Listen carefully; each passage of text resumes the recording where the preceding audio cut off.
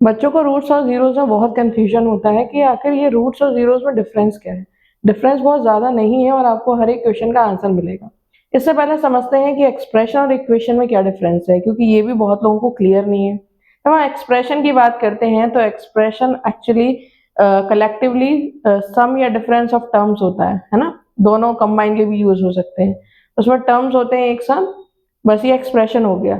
But equation क्या है? Equation वो होती है जिसमें एलएचएस भी होता है और आरएचएस भी होता है, और इज इक्वल्स टू के साइन के राइट हैंड साइड और लेफ्ट हैंड साइड दोनों साइड वैल्यू होती है। फिर जब हम जीरोस की बात करते हैं तो जीरोस जो है वो एप्लीकेबल होता है एक्सप्रेशन पे। मतलब कुछ ऐसी वैल्यूज जो कि पूरी के पूरे एक्सप्रेशन को क्या कर दें, जीरो कर दें। वो वैल्यूज के लिए हम जनरली जीरोस यूज करते हैं, पर ऐसा इसका मतलब ये नहीं है कि इक्वेशन में वो यूज नहीं होगा, होता है, बट मोस्टली हम मानेंगे कि वो वहाँ एप्लीकेबल है। और वहीं पर हम बात करते हैं रूट्स की, तो रूट्स जो है वो इक्वेशन में एप्लीकेबल होता है। क्या दोनों इंटरचेंजेबली यूज हो सकते हैं? हाँ, बिल्कुल हो सकते हैं। दोनों रूट्स और जीरोस जब हम इक्वेशन में देखते हैं तो दोनों टर्म्स सिमिलर ही हो जाते हैं और हम उनको इंटरचेंजेबली यूज कर सकते हैं।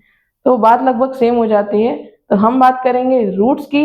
तो रूट्स सॉल्यूशन होते हैं इक्वेशन के लिए, बल्कि जीरोस वो वैल्यूज होती हैं जो एक्सप्रेशन को जीरो कर देती हैं। उसमें हम वैल्यू डालेंगे वो वाली, तो पूरा एक्सप्रेशन जीरो हो जाएगा।